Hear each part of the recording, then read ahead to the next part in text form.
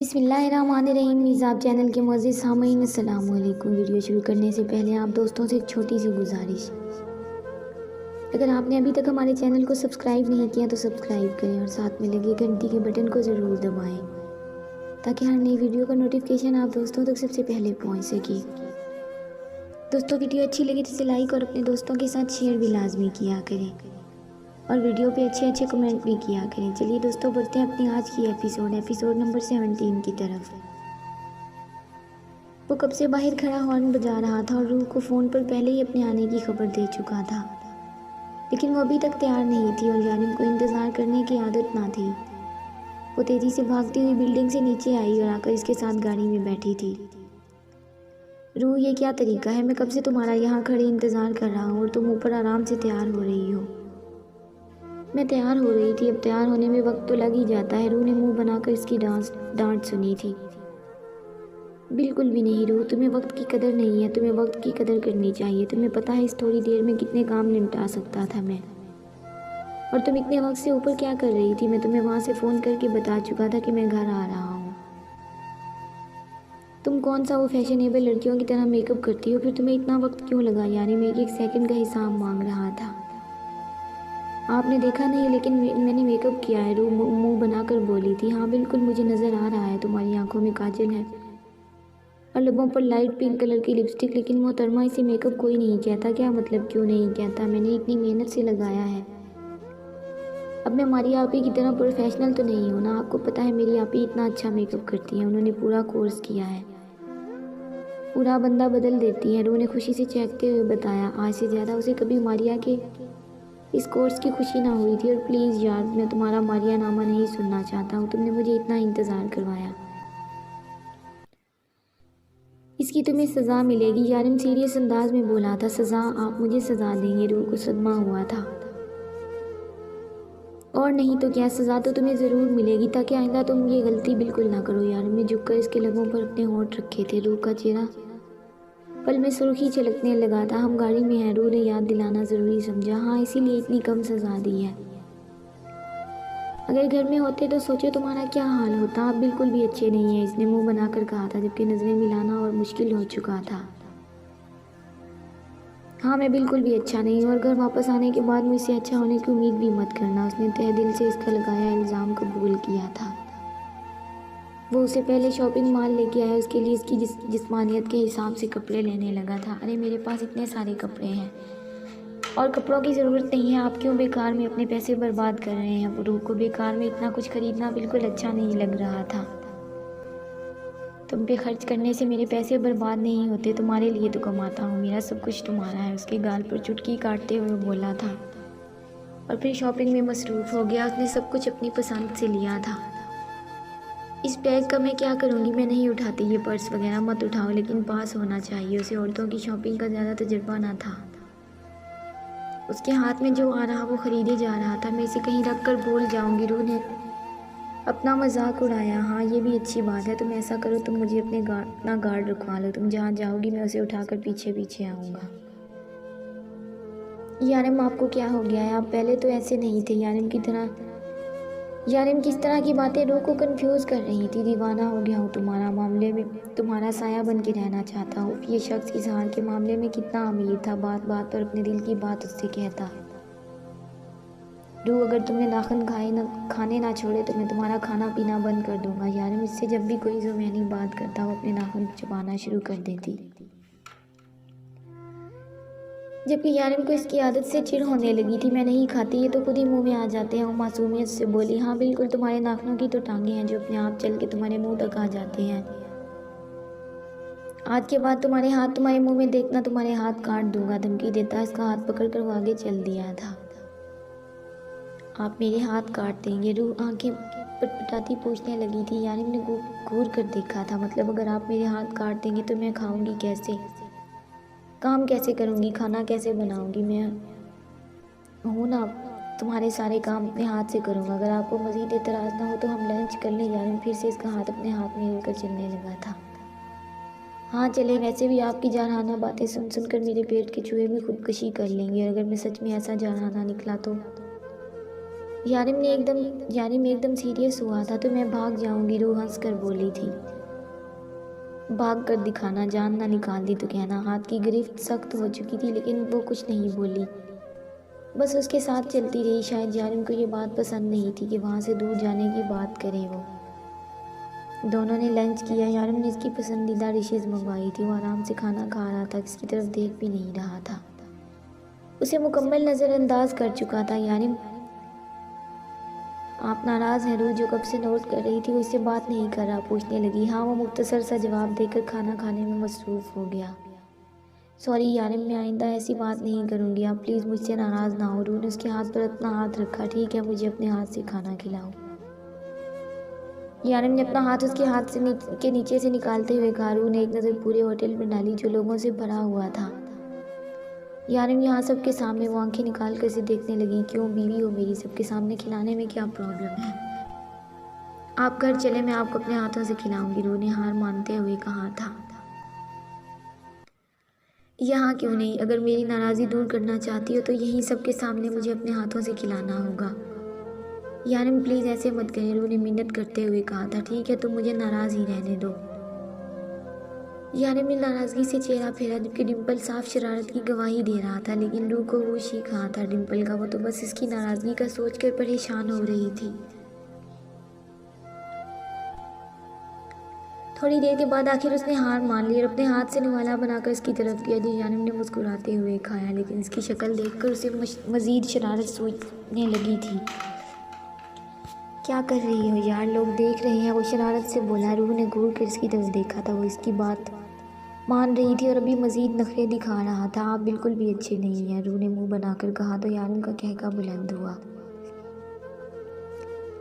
रूह के सामने पहली बार यानिम इतना खुलकर हंसा था। मगर तुम बहुत अच्छी हो, उसने प्यार से इसका गाल छुआ। आपके डिम्पल्स भी बिल्कुल प्यारे नहीं हैं और आप मुस्कुराते हुए बिल्कुल भी अच्छे नहीं लगते, रूह ने मज़ीद मुंह बनाकर कहा। और मेरे बारे में जो बोलना है बोलो, लेकिन मेरे डिम्पल्स के बारे में कुछ मत बोलना, मेरी बीवी मरती है इन पर, यानिम ने आंख दबाते हुए कहा।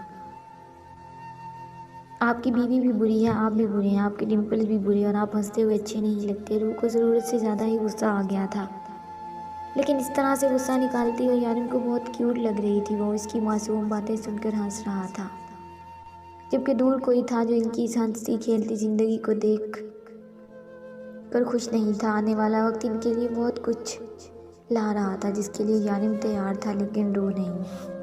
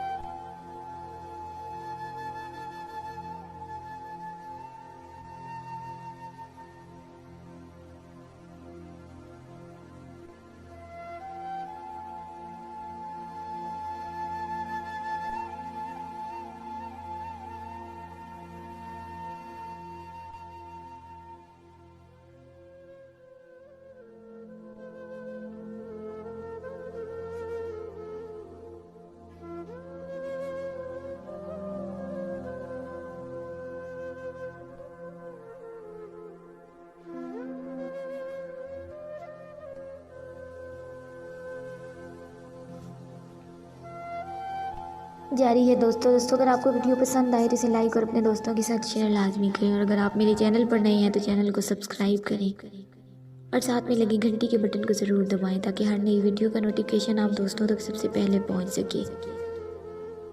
चलिए दोस्तों, मिलते हैं नेक्स्ट एपिसोड में। तब तक के लिए अपना ख्याल रखें और दुआओं में याद रखें। अल्लाह हाफिज़।